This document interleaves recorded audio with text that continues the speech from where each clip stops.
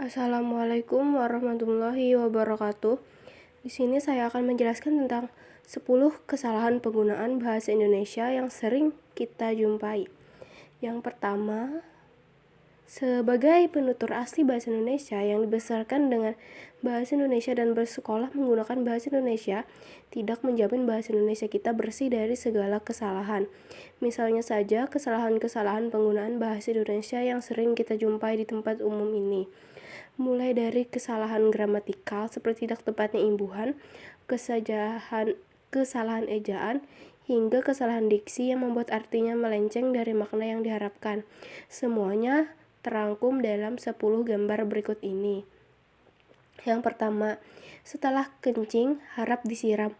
Jika kita teliti, ada unsur subjek yang dihilangkan dalam kalimat di atas. Kalimat tersebut kalau dituliskan dengan utuh akan menjadi setelah Anda buang air kencing atau BAB harap disiram. Karena masih berada dalam satu kalimat yang sama, subjek pada klausa kedua yaitu harap disiram juga Anda.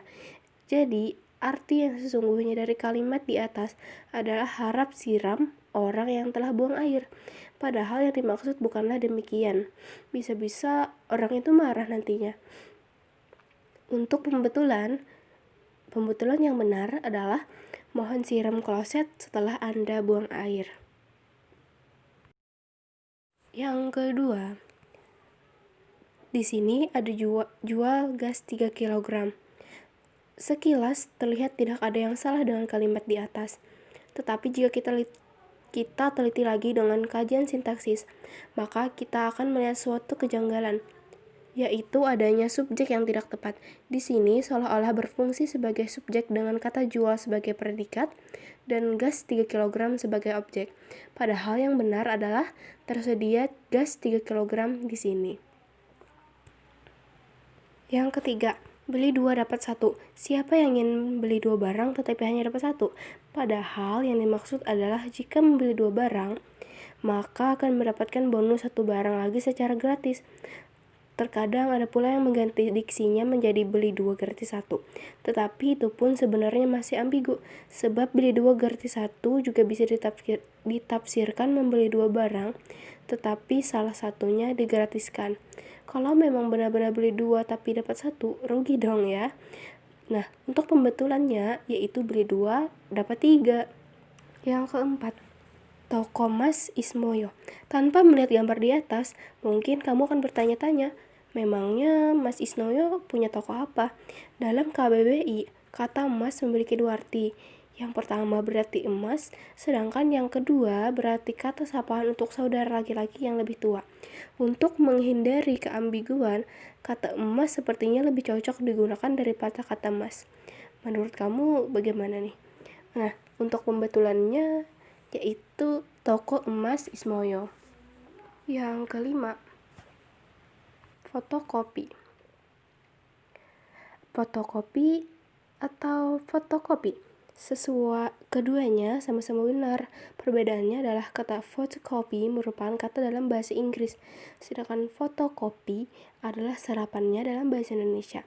Terkadang karena bingung tentang kaidah penyerapan dalam bahasa Indonesia atau karena minimnya pengetahuan bahasa Inggris, kesalahan ejaan seperti ini sering dilakukan. Pembetulannya adalah fotokopi, FOTOKOP dan I. Yang keenam, dilarang duduk di lantai. Dilarang yang dipisah atau dilarang tapi digabung? Di lantai atau di lantai? Masih bingung dengan perbedaan di sebagai imbuhan dan di sebagai kata depan? Ayo cek. Di lantai harusnya ditulis terpisah. Kenapa? Di bila berfungsi sebagai kata depan, penulisannya dipisah, seperti di sana, di pasar, di atas, di Gramedia, di Wonosobo, di kantor, dan lain-lain. Kalau di sebagai pasif, memang ditulis disambung, seperti ditulis, dibaca, dibeli, dan lain-lain. Kata-kata itu berasal dari kalimat aktif, menulis, membaca, dan membeli. Pembetulannya adalah dilarang duduk di lantai, dengan kata di dan lantai dipisah. 7. Terima kos. Ada beberapa kesalahan dalam pamflet tersebut. Pertama, kata kos tidak ada dalam bahasa Indonesia. Kata yang benar menurut Kamus Besar Bahasa Indonesia adalah indekos, yang berarti tinggal di rumah orang lain dengan atau tanpa makan, dengan membayar per bulan. Kedua, kos tidak bisa diterima. Yang diterima adalah anak indekos yang membayar untuk dapat tinggal di rumah tersebut. Pembetulannya menawarkan jasa indekos. Yang kedelapan, melayani COD. COD atau Cash on Delivery adalah istilah umum sekali bagi para konsumen toko online.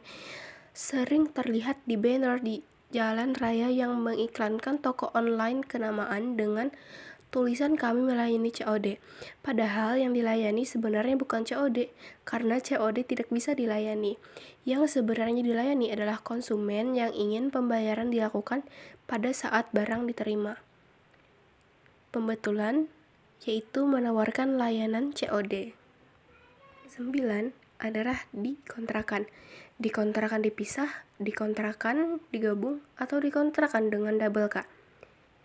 Sebenarnya bagaimana sih penulisan yang benar? Jika tidak melihat gambar di atas, mungkin pembaca akan berasumsi bahwa kata dikontrakan dengan terpisah memberikan informasi bahwa seseorang sedang berada di rumah kontraknya. Padahal yang dimaksud adalah sebuah rumah yang disewakan oleh pemiliknya. Ada dua kesalahan dalam penulisan kata yang singkat ini. 1. Tertukarnya fungsi di sebagai imbuhan dengan di yang merupakan kata depan. 2. Memberikan afiks kan yang tertukar dengan afiks an.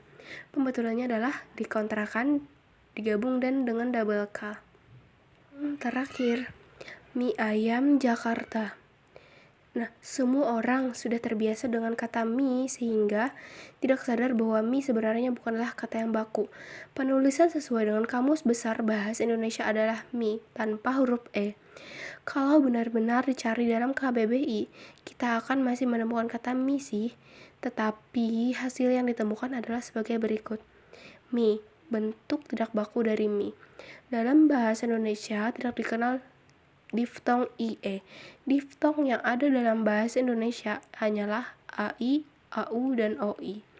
Pembetulannya adalah mie ayam Jakarta tanpa huruf E. Nah, itulah 10 kesalahan penggunaan bahasa Indonesia yang sering kita jumpai di tempat umum. Setelah belajar tentang tata bahasa Indonesia, kamu mungkin akan mulai terganggu ketika menemukan kesalahan-kesalahan semacam ini di lingkungan sekitarmu. Wassalamualaikum warahmatullahi wabarakatuh. Semoga bermanfaat.